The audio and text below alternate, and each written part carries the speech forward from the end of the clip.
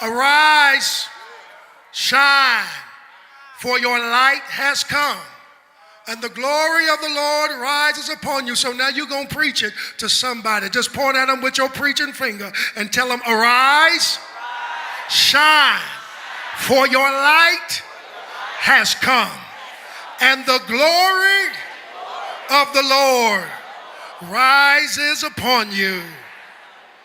He tells the children of God, he tells us today, he says, arise. Literally, it means to get up. Somebody say, get up. If we're going to honor God, if we're going to honor our history, if we're going to honor one another, we've got to get up. And getting up is a refusal to stay stuck and the determination to keep it moving. Keep it moving. Let me tell you something. Some of us need to get up from low-level thinking.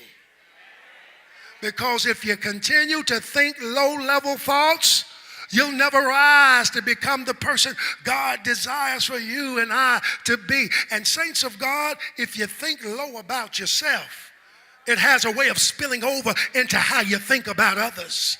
And the Word of God tells us that whatever things are lovely, whatever things are pure, whatever things are of good report, whatever things are honest, think about such things. But see, getting up also means that we have to move beyond a spirit of complacency. I don't care how young we are. I don't care how old we are. God has something else for us. God has another plan. He has something else for us to do. I don't even care if you're retired. There's still something for you to do in the midst of your retirement, but it requires that all of us get up from an arrival mentality. God save us from folks who think they've arrived. Because the truth of the matter is we never truly arrive until we pass from this life. There's always something that God, even if we are on beds of affliction, sometimes God will just use us to be embodiments of encouragement and endurance. Get up, but then get up from your temporary setbacks. We heard Dr. Artensia Young-Tickler encourage our young people. Get up from your temporary setbacks. Some of us have made temporary setbacks permanent places of residence. My favorite Bishop Graves sermon was down but not out. Sometimes you might be down. Sometimes life may have knocked, but you better get back up. You better stand up in the power of God and try again. Tell somebody, try again. You may not have got it right that time, but try again. You might not get it right the second time, but try again. You might not get it right the third, fourth, or fifth time, but try again. Because how many folk know that if you keep on trying, God has a way of putting his super on our natural. And then there's some folk who counted us out because we didn't make it the first 5 times. But how many folk know in God's supernatural time, you will get where you're trying to get, but you got to keep trying. I thank God even in our history, even as our people and those who joined with our people marched over that bridge from Selma to Montgomery. Y'all know the first time it was Bloody Sunday. They were attacked. They went back and they met again. And they said we could just disband it. But they said that would give them the victory.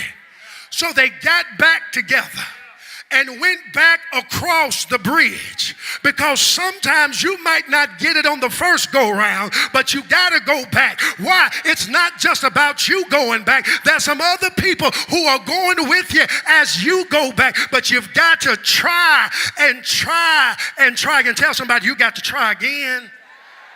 Let me tell you something. Trying again is a matter of character, and character is the value and the worth of your name.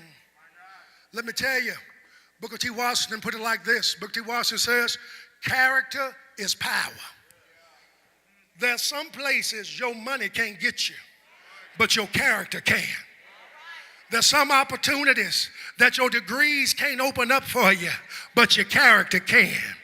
There's some places you want to go, that there's some people who don't have what you have, but they have powerful character, and they're able to go before you and to call a few folks and to work a few things. Anybody ever had somebody who had impeccable character? They didn't have the kind of money, they didn't have this, that, but they had character, and they spoke up for you. And the fact that they spoke up for you, their character opened up the door.